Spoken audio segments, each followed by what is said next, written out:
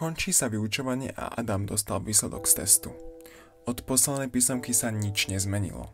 Opäť očakáva smutný výraz rodičov, ktorí sa s nádejou pýtajú, ako bolo v škole. Je frustrovaný a presvedčený, že to už zmeniť nepôjde. Vzdal sa. Rodičia vidia, že Adama prestáva baviť škola, no nestrácajú nádej. A aj napriek snovej bezradnosti ho prihlásili na vedecký tábor. Zrazu si Adam mohol chémiu vyskúšať zblízka. Naučil sa zisťovať kyslosť alebo zasadiť do roztokov pomocou identifikátora, šťavy z červenej kapusty, ale ako nafúknuť balónik pomocou octu a sody bikarbóny. Rôzne chemikálie robili najrôznejšie reakcie. Opäť sa nadchol pre vedu a začal sa o ňu zaujímať aj mimo školy. Na stránke YouTube našiel kanál Zvedavie so zaujímavými videami na rôzne vedecké témy.